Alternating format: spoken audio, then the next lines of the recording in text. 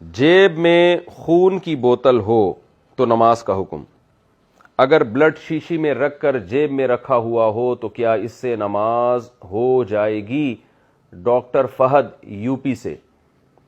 नहीं जी, जेब में अगर आपके ब्लड रखा हुआ है, नापाक चीज़ है खून, तो वो जेब में अगर आपने बोतल में भी रखा हुआ है तो उससे नमाज अदा नहीं होती।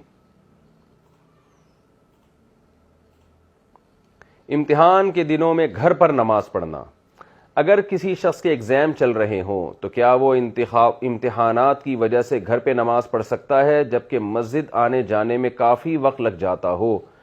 डॉक्टर फहद यूपी से। नहीं, जायज़ नहीं है। अगर मस्जिद आपके महल्ले में है ही नहीं, बहुत दूर है, फिर तो जायज़ है, आप घर पे मजबूरी में नमाज पढ़ सकते हैं, फिर भी अकेले ना पढ़ें, घर वालों के साथ पढ़ें। लेकिन अगर मस्जिद इतने डिस्टेंस पर है जितने आमतौर पर होती है, उसी महल्ले में है मस्जिद आपके और बहुत ज़्यादा दूर नहीं है, तो फिर आप पर मस्जिद की नमाज जमात से पढ़ना वाजिब है। इम्तिहान की तैयारी कोई ऐसा शरई उज़र नहीं है जिसकी वजह से जमात छोड़ने की, मस्जिद की जमात छोड़ने की इजाज़त हो।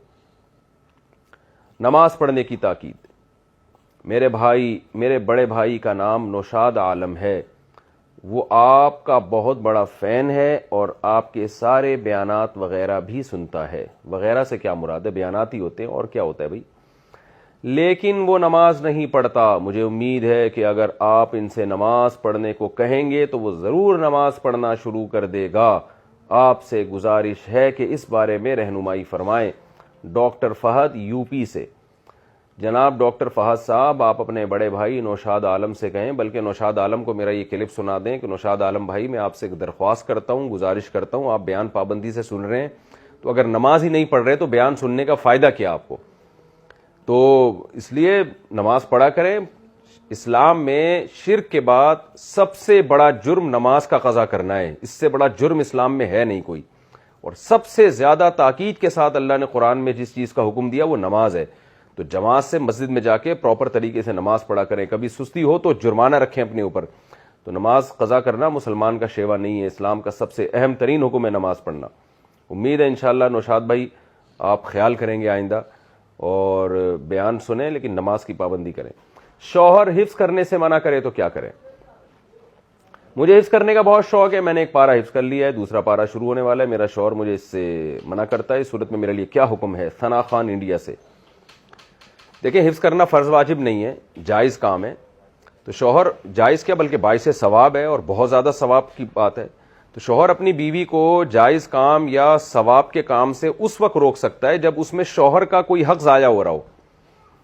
मिसाल के तौर पर नफली रोज़ा औरत रखना चाहती है, शौहर घर पर है, तो नफली रोज़ा रखने में शौहर को नुकसान ये कि अगर वो ज़ौजा के करीब आना चाहेगा तो आ नहीं सकेगा, इसमें शौहर का एक नुकसान हो रहा है। इस बेस पे शौहर रोक सकता है। लेकिन अगर शौहर सफ़र पे है, घर में मौजूद नहीं है, बेगम नफली रोज़ा रख रही है, वो बेगम को फ़ोन करके मना कर रहा है रोज़ा ना रखो, तो ये ज़िद और हठधर्मी कहलाएगी। ये अमल हठधर्मी कहलाएगा, क्योंकि भाई आपको कोई नुकसान नहीं है इसके औरत के रोज़ा रखने से, आप क्यों खामखा में मना कर रहे हैं? तो इससे पता चलता है कि जो भी मुस्तहब काम जिसमें शौहर की कोई हक तलफी ना हो रही हो, तो औरत अगर वो करना चाहेगी तो फिर शौहर रोकने का हक नहीं है शौहर को।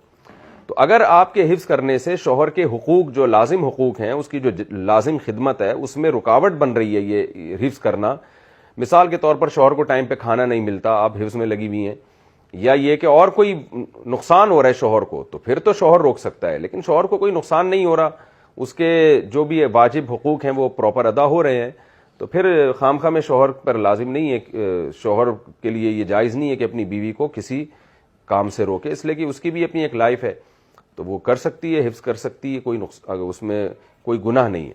लेकिन अगर शौहर के हुकूक ज़ाया होने का ख़तरा है तो फिर शौहर के रोकने पर औरत के लिए रुकना लाजिम है।